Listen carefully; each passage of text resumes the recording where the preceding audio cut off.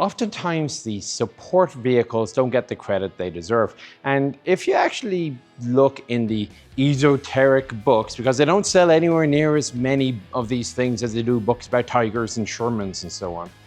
But the enthusiast press, you'll find pages and pages on all the different variants of support vehicle that are necessary to sustain a modern army. And that includes World War II, of course.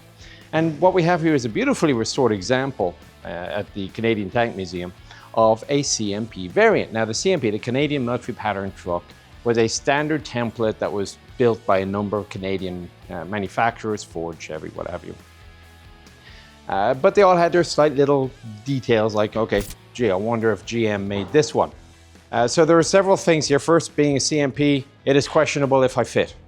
I tried, it was one of the worst vehicles I ever tried, was an earlier model CMP. This is a 42, we'll see how I do. But what we have here in specific is a heavy utility wireless. So heavy utility was a type of CMP, and this was a wireless derivative.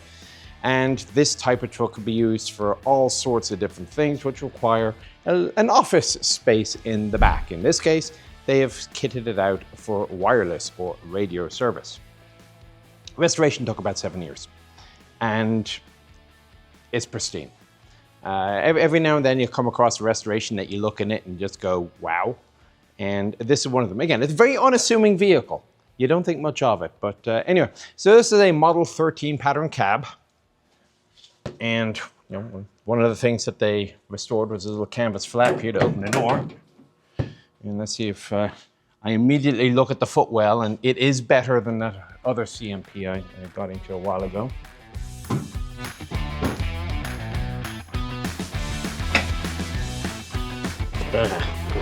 The footwell may be better, but getting in certainly isn't. If this seat does not go back, I have a problem.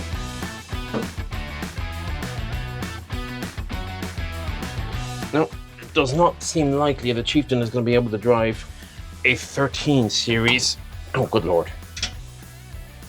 Okay, let me see if I put my left leg in first. Aha! Well, that was inconvenient. Now I have to pull up the right leg.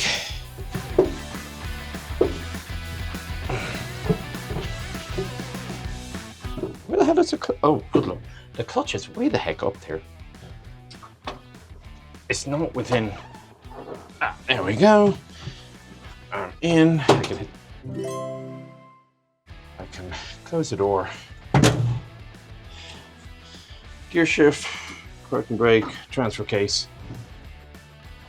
Okay, I am in. Fantastic. So I can drive a 13 cab CMP. Now, this particular one's built 1942. It says August 14th, 1942. Down to the date.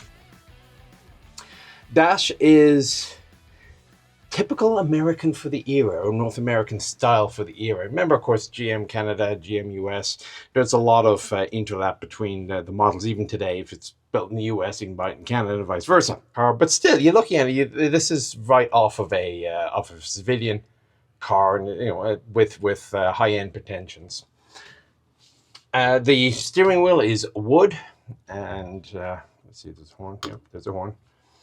And the other thing you'll see with the CMP patterns, compared to the one that's down the line there, it's the front angle of the windshield. So angled backwards, raked for aerodynamics. It reflects light back up at airplanes. With CMPs with the front windows angling down, less reflection. Big hatch on the side, but the seats have been reupholstered or recanvassed, perhaps is the best word. And then for the really pretty bit, you look at the back. So let's go on the left-hand side. There's a little feature on the left-hand side I want to show you first also. Okay, so coming around to the left-hand side, again, it is a wireless truck and it requires power. Now, ordinarily, power would come from the engine, but the engine is really only sized for typical engine duties. It's not really designed for long-range transmitting. So what they've done is on the back left corner, they fit a little genset. So you can run this little guy, and there's a panel on the inside. With big writing, it says, do not run this motor with that panel open, because obviously you don't want to suffocate everybody inside, give them carbon monoxide poisoning. But they put that little item there. On the back side, being very space efficient. So there's only room for 2 people in this. So you got your wireless operator and you have somebody else, probably a tracker in the ops section. And he's facing to the rear. And what they have under here is a little table for your maps. Now this is, you'll see that it's sized that the door has to be open. This is one of those things that you set up your little CP, you open up your map table, and then you open up your actual maps. Pull it out, the correct one, put it onto the table. Again, all wood, nicely restored. And for blackout purposes, there's also even a curtain. So you can run your operations, your wireless tent, and do all your map work without revealing your location to aircraft. And if you come to the front of the wireless operator station, I mean, look at it, you've sanded, varnished wood, you got the original Morse code. I'm sure it's got a name, clicky thing. Probably not the official terminology, it'll work. Nice new brass handles, even the fire extinguisher's got the original markings. And again, more of the blackout curtains. Okay, of course, wireless truck, you're not going to communicate very far without a gun antenna. And mounted in here is a good old-fashioned telescoping antenna, a couple of different levels, friction lock, just keep going up. Actually goes the entire length of this, so it'll definitely clear a few buildings or trees. So that's it. This is a beautiful little piece. Don't overlook it if you ever happen to be coming up here to the Canadian Tank Museum. Somebody put a lot of work and effort into it, and it really should be appreciated.